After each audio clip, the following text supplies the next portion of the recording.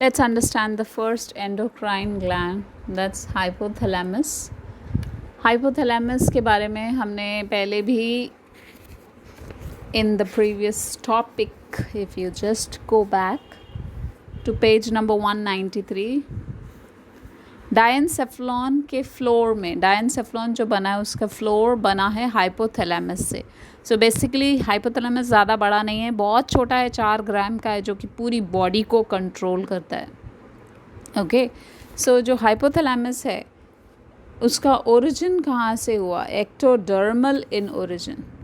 When you are born you have got 3 layers, ecto, endo and meso. So ecto से बनता है हमारा hypothalamus, सब the most important layer, the outer most, जिसका skin बनता है. सो हाइपोथैलेमस का लोकेशन कहाँ पे है? It's located at the floor of diencephalon. So when you think about diencephalon, तो ब्रेन का कौन सा पार्ट है वो? It's part of your forebrain, right? You remember forebrain का पार्ट कौन कौन सा था? Let's just revise. Let's go back to the previous topic. That's the brain, forebrain, midbrain, hindbrain. Page 191 पे जाओ और देखो. So fore brain के अंदर 3 पार्ट कौन सा था? Olfactory lobe, cerebrum and diencephalon, right? So diencephalon was made up of epithalamus, thalamus and hypothalamus. Thalamus के नीचे का पार्ट, डायनसेफलॉन का जो फ्लोर होता है. डायनसेफलॉन बना ही 3 मेन पार्ट से, epithalamus, thalamus and hypo. Order में है. एपी मीन्स ऊपर, थैलेमस मीन्स उसके बाद, थैलेमस के नीचे हाइपो, थैलेमस के नीचे हाइपो, हाइपो मीन्स लो. सो हाइपोथैलेमस. सो सबसे नीचे डायनसेफलॉन का फ्लोर बना है हमारे hypothalamus से. So hypothalamus is basically an important part. Why? Because जो next gland हम पढ़ेंगे उसका whole construction is supported by the hypothalamus.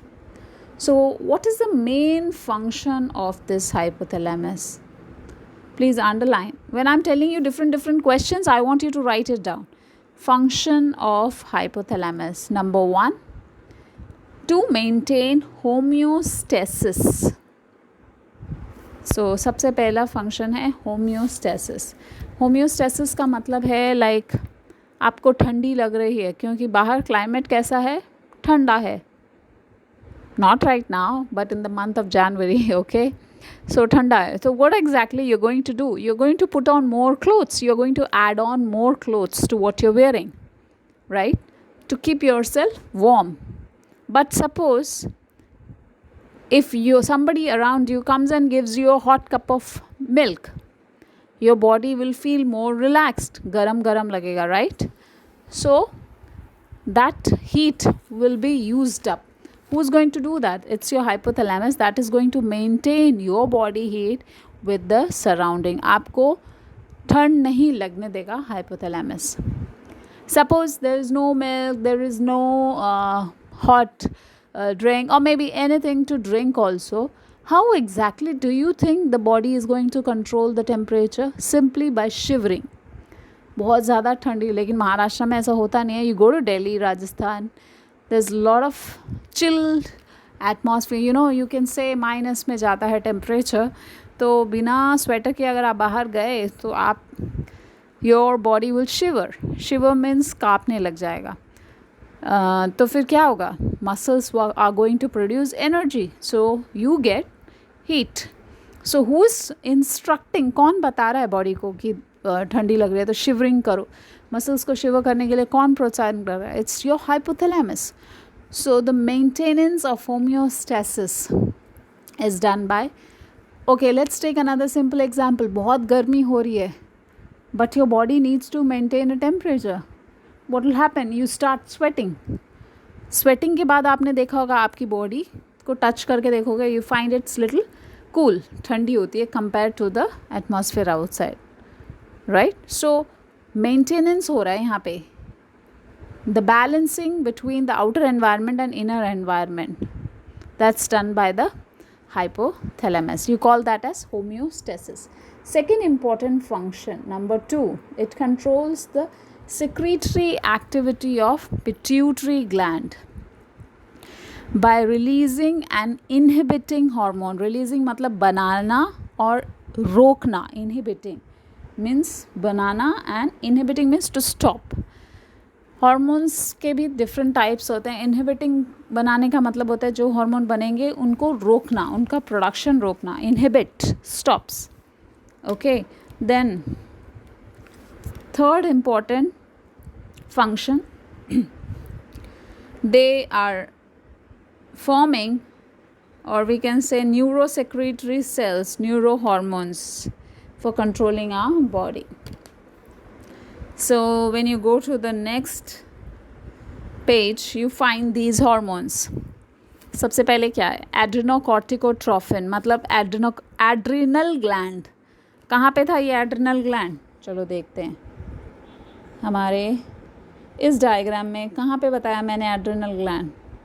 This was the kidney, and on top of the kidney, I change the color, there is a cap-like structure. That's called adrenal gland. So उस gland को control करने के लिए, तो अभी आप page number 209 में ही रहिए and you just go through this picture which I am showing you.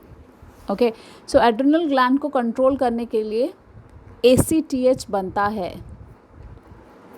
Okay, then second hormone है थायरोट्रोफिन, मतलब हमारे थायराइड को कंट्रोल करने के लिए. यहाँ पे थायरॉक्सिन, थायराइड रिलीज़ करता है थायरॉक्सिन, तो उसको कंट्रोल करने के लिए, उसका रिलीज़ कंट्रोल करने के लिए we have thyrotrophin releasing hormone.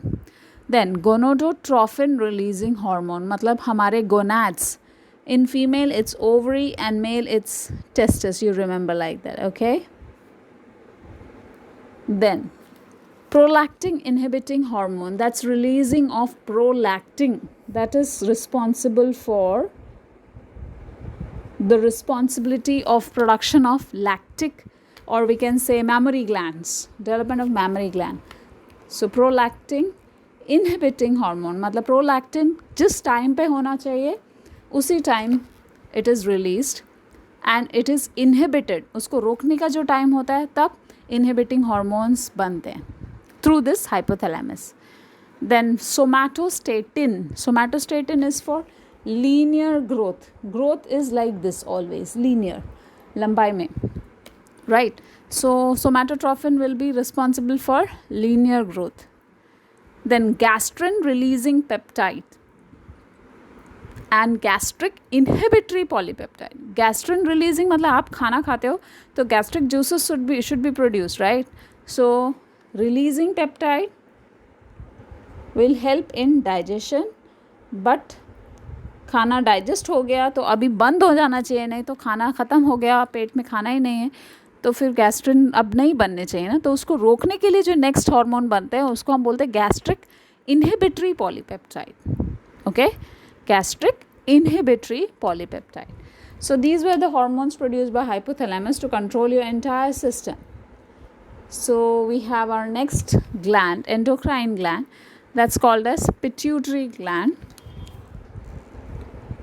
When you talk about pituitary gland, it is the smallest gland, pea-sized, reddish, gray colored gland, and it controls all other endocrine gland. पहले इसको बोलते थे हम master gland, पहले, not now. Because now we have understood it is the hypothalamus that is controlling the whole body.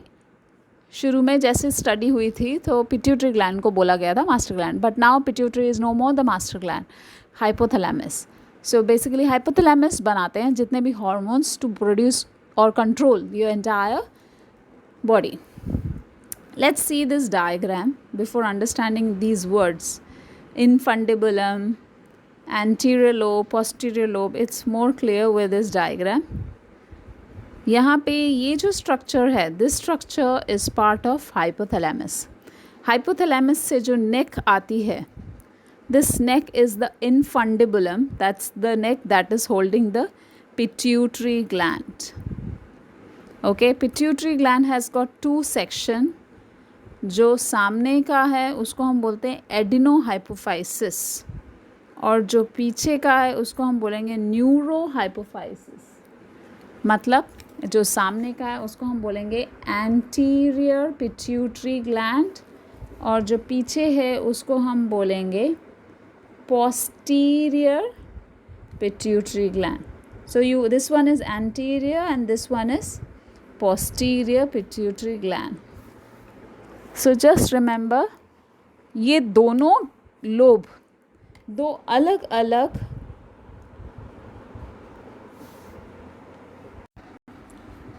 when you talk about the formation, it's called as dual origin. Dual origin क्यों बोलते हैं?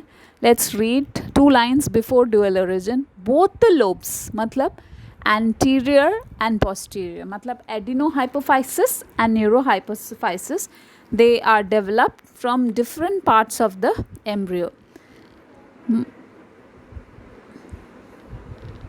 मतलब embryo का ectodermal layer में भी formation होता है. जो एक्टोडर्म टीथ बनाते हैं उसका भी पार्ट मिला है पिट्यूटरी ग्लैंड के फॉर्मेशन में, और जो एक्टोडर्म नर्वस टिश्यूज़ बनाते हैं, न्यूरल टिश्यू, उसका भी. This is not in your syllabus but for your understanding. आप बोलोगे ये ड्यूअल ओरिजिन क्यों बोला गया है?